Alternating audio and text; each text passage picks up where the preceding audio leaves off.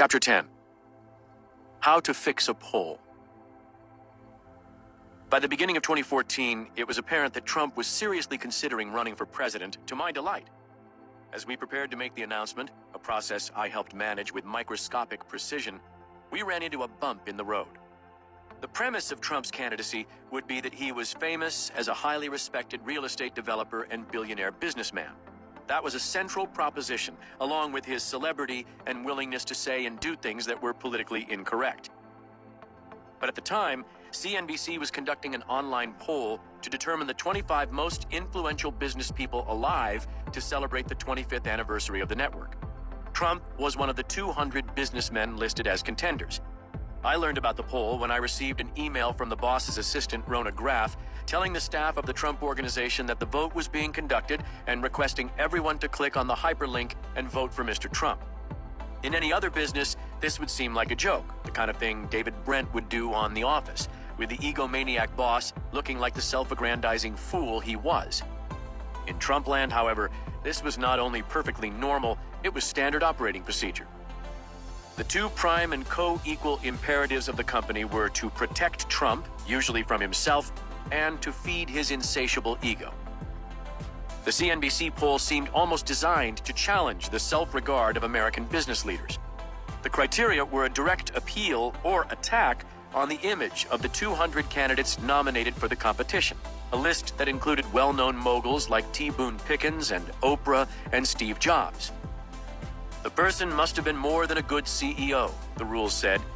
She should have altered business, commerce, management, or human behavior. In other words, the person should be responsible for ushering in meaningful change, with business being the primary sphere of influence.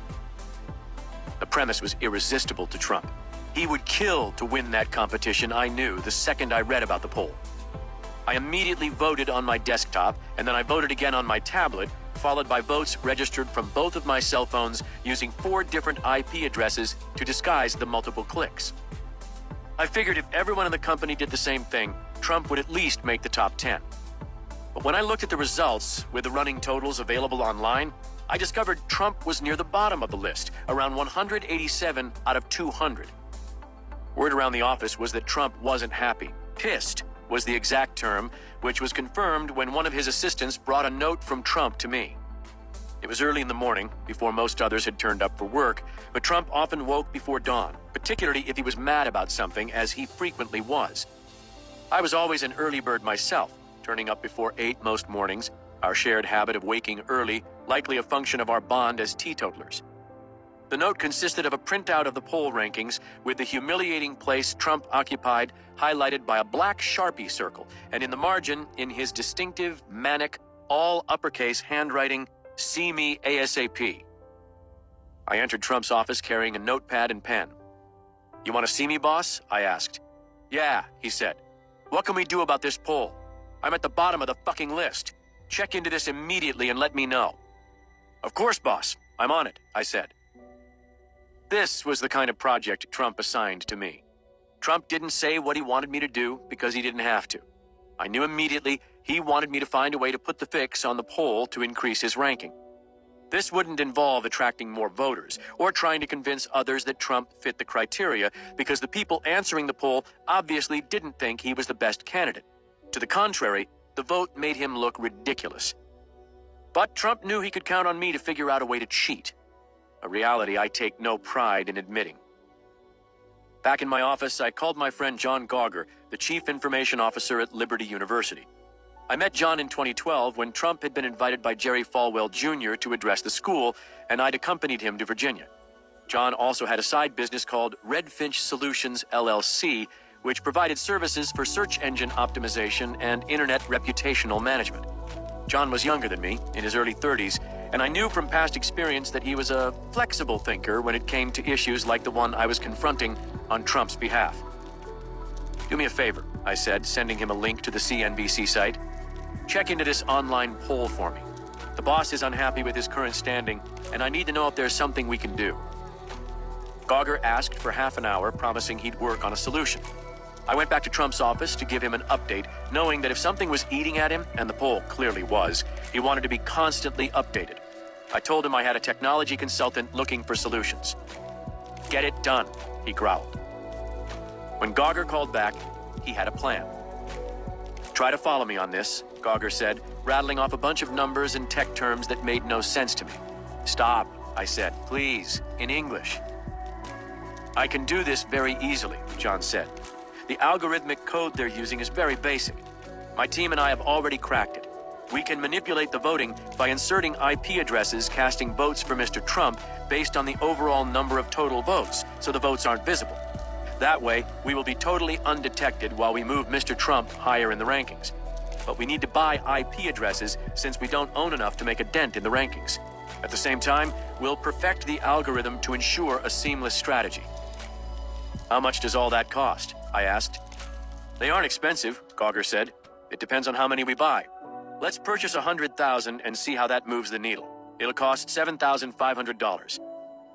Give me a few minutes and I'll get back to you, I said. When I returned to Trump's office, it was evident that he had been impatiently waiting to hear from me.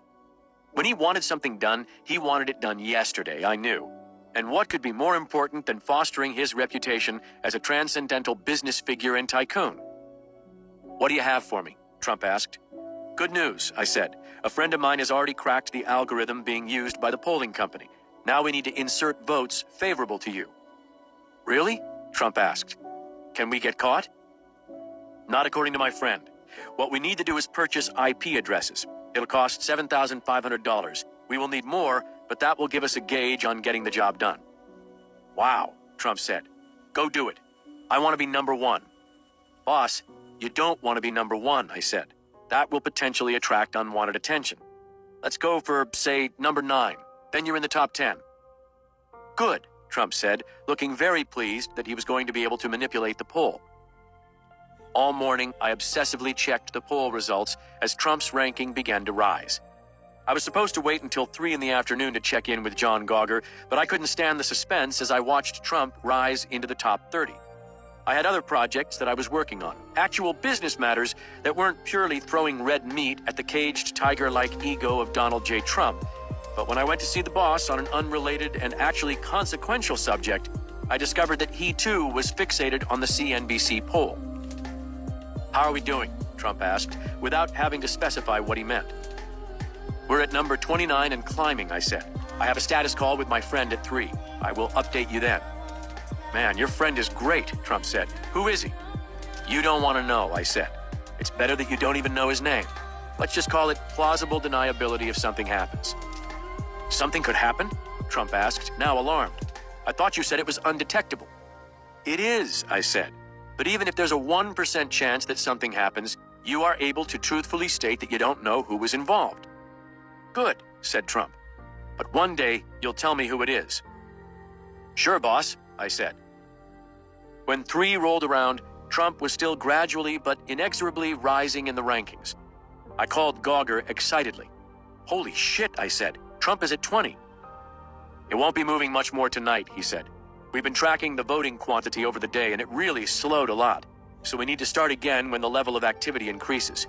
We also need to buy more IP addresses so we have enough in reserve to make sure Mr. Trump gets to number 9. Perfect, I said. Let's talk tomorrow. The next morning, I was in Trump's office by 8:30 talking to the boss about nothing but the most pressing question of the day, his fake ranking. By then, he had moved up to 18, and the volume of the voting was increasing, exactly as Gauger had said. We need more IP addresses to get back in the game today, I told Trump. Go do it, Trump said. Keep me informed. I'm authorized for another $7,500, I asked. Yes, Trump said. Just make sure I make it to the top 10. All that day, Gauger and his team of techies fed the fake IP votes into the poll, and all day, Trump continued his manufactured ranking rise. The poll closed at 3 that day, I knew, so I was constantly refreshing my search engine to monitor the results. Gauger had promised a top 10 finish, predicting confidently the final result exactly at number 9. As 3 o'clock neared, my intercom rang and I was summoned once more to see Trump. Do you know the poll closes at 3 today? He asked, acting like he thought he knew something I didn't. Yes, I do, I said. You are currently at number 11. My friend has assured me that you will be number 9 at closing time. He altered the algorithm, and more votes will be cast for you. Really great, Trump said. Good job. No, great job. When the poll closed, Trump was, as promised, number 9. I printed a copy of the poll and delivered it to Trump's office. He was on the speakerphone when I entered, so he motioned me to sit. I dropped the poll on his desk, and he smiled devilishly with delight. "Whoa," he said to the person he was talking with on the phone. "I just got a CNBC poll that shows I'm the 9th most important businessman of the past 25 years. Not bad, huh?" For the rest of the day, the calls flooded in, praising Trump as he told everyone he talked to about his position in the polls. Like so much else with Trump, on one level, he had to know the entire accomplishment was nothing more than a lie. He'd paid to push the poll, as any sane person would have appreciated. But Trump was unhinged in reveling in the ranking, as if it was a real achievement and a real reflection of his standing in the business community and with the general public. If Trump's insistence weren't such a dangerous delusion, if all this rampaging egomania hadn't come to have such dire consequences for the United States and the world, it would be funny. As people repeatedly told him that he deserved the recognition and that, of course, the result was predictable, what would you expect, was the sentiment. You're Donald Trump. His grip on reality appeared to vanish. Before long, Trump believed he really was rated in the top 10 and was regarded as a profoundly important business figure. I not only enabled that belief, I actively and eagerly participated in perpetrating the myth. The feeling was euphoric, until the following day when the bottom fell out of the scam. During the day, Trump discovered that CNBC claimed to have reserved the right to remove anyone they wanted from the list, and that they had unilaterally removed his name from the list. The network didn't say why. They didn't have to, as written in very small print on the launch page of the poll. Trump was incandescent. "What the hell?" he screamed at me. "Michael, I want you to call the president of CNBC and tell him we will sue them if they don't restore me to my rightful slot." I duly did as instructed, leaving a long and very strongly worded message with the president of CNBC's secretary, explaining I was special counsel and executive vice president to the Trump Organization, and that legal action would be taken if the network didn't immediately reverse their outrageous and unfounded and capricious decision. The voters had spoken, I told her in my blunt and harsh tone, and Donald Trump absolutely insisted that his right to retain his ranking was of paramount importance. The poor secretary took my dictation and promised my call would be returned in due course. I walked 30 paces down the hall to Trump's office and reported what I had done. By then, Trump was figuring out who else had been removed from the list, and it appeared that T. Boone Pickens, the Texan magnate and a Trump acquaintance, had also been dropped. There was no indication why Pickens had been removed, but given the famously gargantuan ego of the oil tycoon and corporate raider, he was as infuriated as Trump. The only difference was that he had made the list, to the best of my knowledge, fair and square. Pickens sent an email to Rona Graff, Trump's assistant, suggesting the two businessmen talk, so Trump instructed me to call him about starting a lawsuit or issuing a press release. I soon had Pickens on the line, as he told me in his Texas drawl how outraged he was by CNBC's high-handed attitude. We didn't discuss the reason he'd been taken off the list. Like Trump, he was furious and insulted, and he intended to do something about it, so I suggested I get Trump on the line. I patched Trump in, and soon we were having a three-sided conversation bemoaning the terrible injustice of the poll. Both men praised the other, stoking and stroking each other's egos as they considered their options. The call was certifiably insane, but I played along, offering my advice and counsel.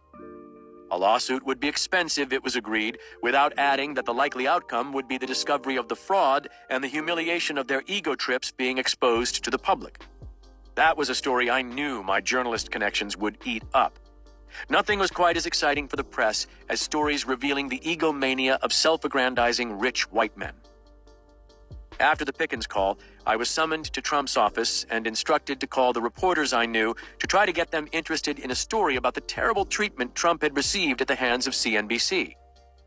Trump wanted me to emphasize his ranking and make sure it was prominently discussed in any coverage. "Do I discuss T. Boone Pickens as well?" I asked. "No," Trump said. "Make it about just me. He will do his own. He's not my concern." I wasn't surprised when there were no takers in the press. No one wanted to be treated like Trump's PR flack, at least not in the legitimate press. Corrupt tabloids like the National Enquirer or biased broadcasters like Fox were another story. The general counsel for CNBC eventually called me and pointed out that there was a disclaimer on the website of the poll explicitly providing that any candidate could be removed without cause and for any reason. When I protested loudly, channeling Trump's fury, the lawyer calmly said the boss had been taken off the list and there would be no explanation given or apology forthcoming. It went without saying that the network might have figured out that Trump had cheated, and so I didn't push the matter further.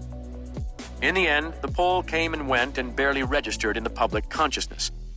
The important thing for Trump was the printout he had of the poll showing him at number 9. He had hundreds of copies made, and he added the poll to the pile of newspaper clippings and magazine profiles of himself on his desk that he would give to visitors. That was one of the supposedly big treats about gaining entry to Trump's 26th floor office. A gift of a stack of stories about him, whether real or fantasy, with the lucky few getting a complimentary Trump gold chocolate bar bullion. If something didn't work out for Trump to his satisfaction, he dropped the whole project instantaneously, or at least after he'd wallowed in his outrage and anger. The same went for people, or debts, or promises. So I wasn't truly shocked when a week later I walked into Trump's office and dropped John Gauger's invoice for the work he'd done on the poll on his desk. The services rendered included purchasing the IP addresses and payment for the time spent by Gauger and his team to cheat on Trump's behalf. I'd written at the bottom of the invoice, "Approved," hoping that Trump would just initial the document and I could close out the entire fiasco. "Leave it," Trump said, appraising the invoice but not signing it. "We'll deal with it later." "No worries," I said. Walking back to my office, I had the sinking feeling that getting payment was going to be difficult, and that's exactly how it played out. Somehow I deduced, in Trump's mind, the poll hadn't yielded the desired result, and so he'd convinced himself that he shouldn't be burdened by having to pay for Gauger's services. That was precisely what Trump said when I raised the question with him a few days later. He complained that he didn't get credit for his number 9 ranking, so why should he have to pay? Knowing Trump as well as I did, I knew he wasn't going to pay up, and he knew that I knew. That was how things worked with Trump. Many things, really most things, were unspoken, especially if he was doing something dishonest or unethical. I wasn't going to confront him and explain how John had done all that he'd promised, or point out that I had taken a big risk on Trump's behalf by cheating and getting John to participate, or that John was a friend and someone I relied upon for web and tech-related advice, and I didn't want to burn that bridge. No one spoke the truth to Trump, and I'm sure that is the case now that he's turned the White House into the mirror image of his office in the Trump Tower, with yes-men like me doing his bidding and never, ever confronting him with reality. After failing miserably with Trump, I then tried to convince CFO Alan Weisselberg to pay the invoice, but he refused. He and Trump were like frickin' frack when it came to stiffing vendors, so I knew that had little chance of actually working. In the end, Trump said he didn't want to pay the invoice because it would create a paper trail to prove that he had cheated in the CNBC poll. But he conceded that he would pay Gauger eventually, when enough time had passed to distance himself from the poll and make it difficult for any enterprising reporter or tax auditor to connect the payment to the questionable campaign to cheat. I told Gauger that he'd get paid someday without saying when, and he agreed to keep the invoice as an open receivable, which enabled me to keep using him over the years, including during the madness of the election in 2016, when I truly got swept up in the tornado that was the Trump campaign. But first, I had another catch-and-kill operation to run, not for Mr. Trump, but for my dear friends, more like family to me, the Falwells. And, like the Bieber favor a few years earlier, this would have a huge impact on the 2016 election, evangelicals, the Supreme Court, and the fate of the nation.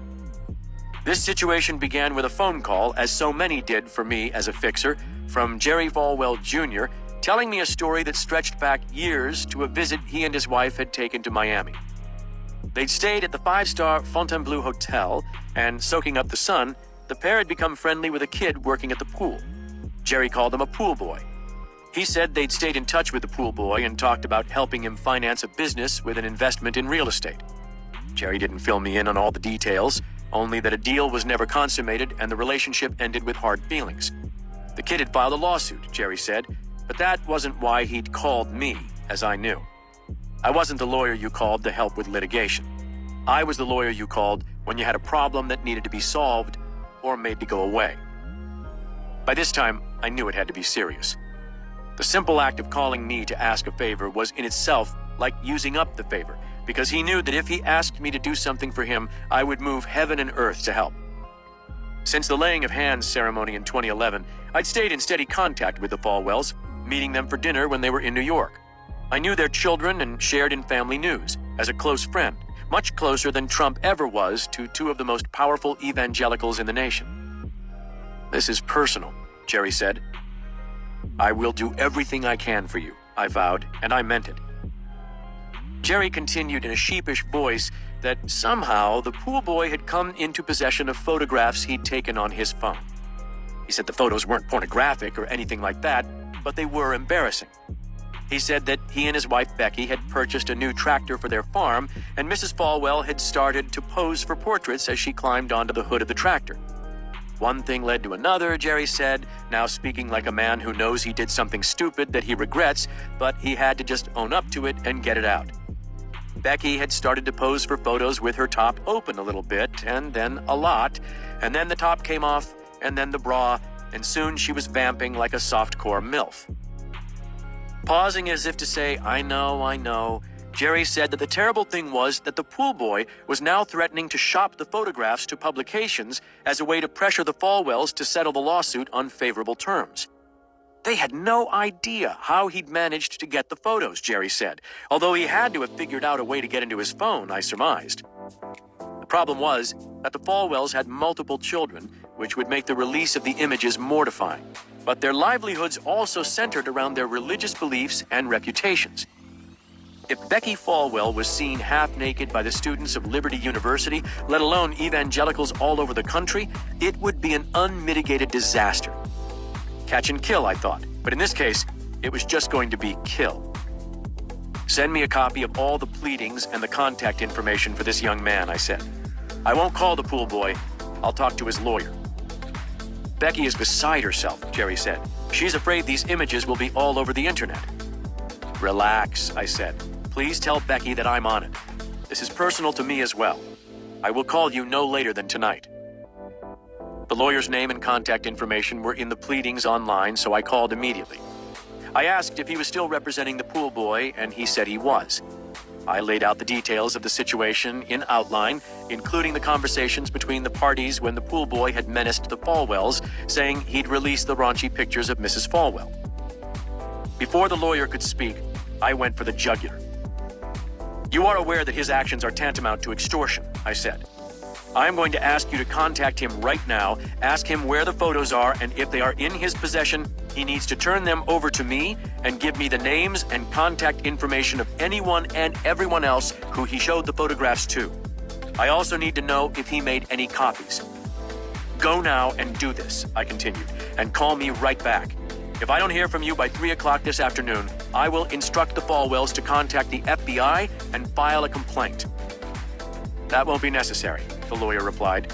I'll call you right after I speak to him. I called Becky and reassured her that the pictures wouldn't get out, but I could hear the sadness and fear in her voice. I reassured her that I wouldn't let her down, and I didn't. When the lawyer called me back, he told me he'd spoken with his client, and he was sure the matter would end there. I repeated that his client would face serious criminal charges if the pictures surfaced. That won't happen, the lawyer said. If by chance they do, I said, I will use every resource at my disposal to see that he goes to prison. I assure you we will not be speaking again on this matter, the lawyer said. There it was, my second chit with the Falwells.